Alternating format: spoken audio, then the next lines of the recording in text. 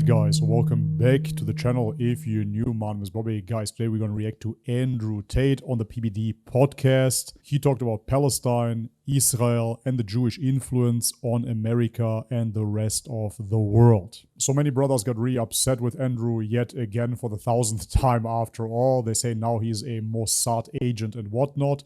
I'm going to look at what he says. Moreover, I'm going to look at what he truly does. And I'm going to give you a somewhat unbiased opinion, as objective as I potentially can be. Alright guys, but before we start the video, as always, if you enjoy my content, leave me a thumbs up, subscribe to the channel if you haven't already, and check out the links in the description box below to further support my work. Thank you so much for that. Ramadan Mubarak, everybody. And with no further ado, let's have a look. So Trump has been very pro-Israel. And so he's been very pro-Bibi. Correct. And matter-of-factly, Tate. So do you think he's wrong on that, being so supportive of Israel? You know, this whole Jewish question thing is actually an interesting one. I'm going to talk about this. This is going to get me in more trouble. How much trouble am I in? Let me count it. 80%. The Orgons are coming for you, Tate. Fucked. Right. T, we're going to jail. Pack a bag. Tristan. Pack a bag. Yeah, that's actually quite interesting. He's deflecting the question right away. He's not answering what he thinks about Trump being pro-Israel, Trump being pro-Bibi. He doesn't acknowledge that whatsoever. Quite the opposite. He's setting the stage. He's painting this very controversial picture of himself. Now he's going to say something that is going to get him to jail. Hey, Tristan, let's go back to jail. And now he's going to talk about the Jewish question. Like this, he's appealing to his audience, depicting himself still as this very outrageous Tate. But let's see where he's going with this. No, it's actually kind of frustrating for me because when I came out of jail, I did Piers Morgan. And I told Piers that what was happening in Gaza was a massacre. And this was on like October 9th, like 2 days after. You said genocide. Genocide. I said it was unfair what was happening. This was before it became like widespread. This was only a couple days after. And I was told not to say that. That's going to get you in a lot of trouble. But that's what I believed, so I said it at the time. Yeah, his choice of words is very intelligent here yet again, because he says that this is what he believed at the time. But at the same time, guys, you really have to take into consideration here that he's not negating that he now believes pretty much the same. He's not saying that he believes otherwise right now. However, he makes the audience think that he might think otherwise now. And this is how you play two sides at the same time. Fervently anti-Jew and are very anti-Semitic. And I know who these people are. And you know these people are. A lot of them. Sometimes, Kanye West. Yeah, well, no, sometimes they have a point of view. And sometimes they just go way too far with it. So I think this whole argument is kind of two-pronged. The first prong is that there are people in the world who blame the Jews for absolutely everything, and that is pathetic. And these people think that they worked out the secret of the world, and they're based, and they blame Jewish people for everything. They're like, oh, but that's the Jews. What is? Race mixing is the Jews.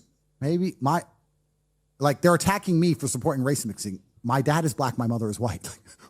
Why do you think the Israelis called me and told me to say this? It's my upbringing. Yeah, now he proceeds to create a straw man, of course, where he talks about people that blame the Jews for absolutely everything, ultimately depicting those people as people that have no accountability whatsoever. They're simply pointing the finger towards the external world, and they're allegedly blaming Jewish people for race mixing, etc. That is, of course, not the case. Nobody is blaming Jewish people for race mixing. However, if you look into certain conspiracy theories, such as the clergy plan, certain immigration agendas that are being pushed by certain people, yet again, you of course could conclude that there is an agenda behind forced immigration, behind race mixing, etc., you name it. However, yet again, he is creating a straw man. After all, he's creating a duality, ultimately a dichotomy, where one side seems absolutely ridiculous, ultimately like a caricature. And he's doing that with a purpose, yet again. Or they'll say, oh, but you can't get a girlfriend because the girls have all been subverted by the media. That's the Jews. How did the Jews keep you out the gym? Because your arms are skinny, bro. Like, how did the Jews stop you from being a man they want to fuck? Explain that to me. Like, they go so far with it. They go so far with it. And if you try and point this out, you're instantly a Mossad agent. Even I get this. After defending Palestine and risking my life, because they could have locked me back up and I was told not to, they're still not happy with me because I don't go far enough with blaming the rain on the Jews. It rained outside, you didn't have an umbrella, the Jews did it. So then, yeah, he continues with the same principle of depicting those people as absolute caricatures ultimately, and he's sprinkling some truth into this whole equation. Listen, we all agree, of course, no matter who the elite at the time is, you cannot simply point the finger and blame them for everything in your life, for all your shortcomings. You can still go out and be successful. You can still go out and attract women. You can still go out and make money, etc., etc., go to the gym, as he mentioned. That is, of course, true, but it doesn't negate, of course, that there are certain people in power that come from a certain background. But anyways, all of that being said, he's playing this very, very smartly, guys. You have to understand that he is not negating any of his previous statements, and he is not anti-Palestine now. And no, I wouldn't say that he is a Mossad agent either. However, he wants to get into politics, and this is how politicians speak. You basically say a lot of things without saying anything, playing both sides. Yet again, fantastic.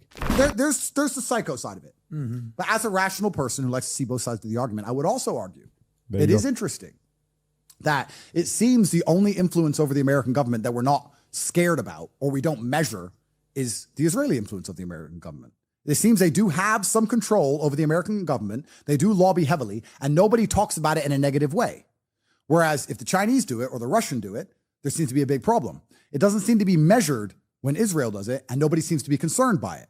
Now, whether that's a good or bad thing, you can get someone on more qualified than me to discuss. There's people more qualified than me. Nice. I would argue as a rational, intelligent individual that the American government should be pertinently aware of all influences that are put on it. Shouldn't you measure them? I'm not saying even stop them, but shouldn't you know?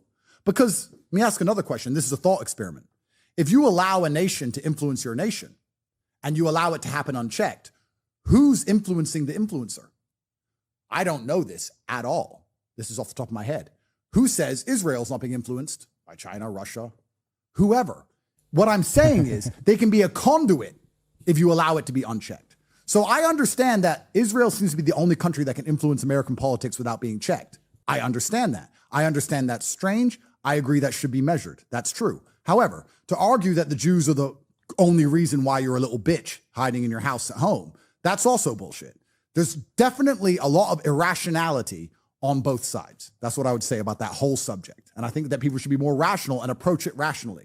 Yeah, Tate is quite intelligent in his approach here. He's depicting himself as this very diplomatic, rational person. Yet again, this is how a politician speaks. Ultimately, he's concealing his true intentions. And listen, guys, we all love a straight shooter. I know that most of you guys appreciated that about Tate back in the day, when he was absolutely reckless.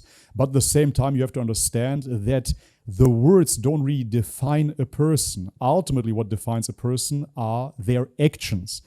And again, I know that you don't want to hear it. I'm not here to defend Tate. I honestly do not care, but I want you to think a little bit outside of the box. Because if you take a person such as Dan Bilzerian, we all love what Dan did. Just absolutely out there saying everything the way that he sees it.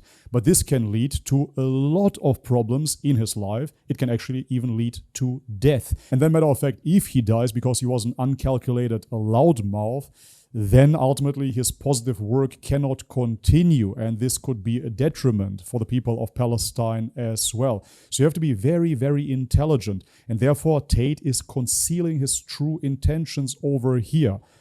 Again, guys, I'm not saying that I'm defending him now and he's playing some sort of 5D chess and whatnot, but look into Tate Pledge, for example. So now looking at this is of course not definitive proof. I cannot know truly if this is really what he's doing or not.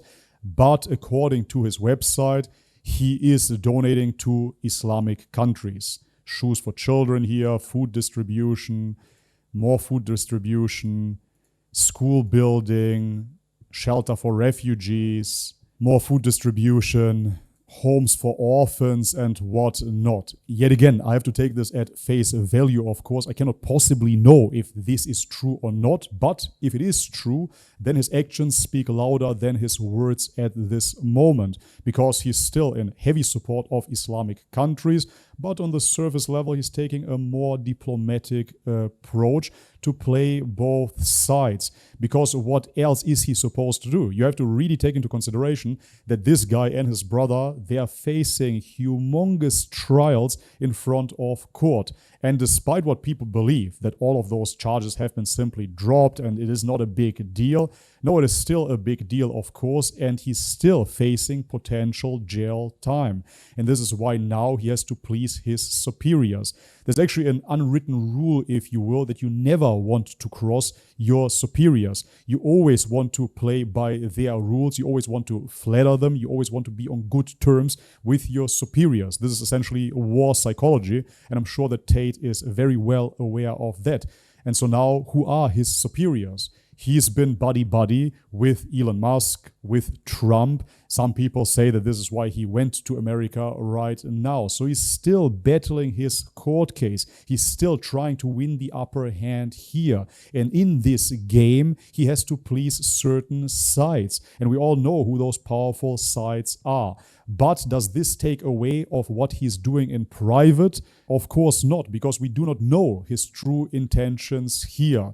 And I don't want to be all lovey-dovey and all spiritual, but ultimately, yes, it is true. Only Allah knows his heart. Only Allah knows what he's truly playing here. And only Allah knows if he is sincere or not. Alright guys, but this is it for today's video. If you enjoyed it, leave it a thumbs up, subscribe to the channel if you haven't already. Check out the links in the description box below to further support my work. Thank you very much for that, guys. And Ramadan Mubarak to you and your families. May Allah bless you all. Much love and peace. يا نفس إن لم تظفري لا تجزعي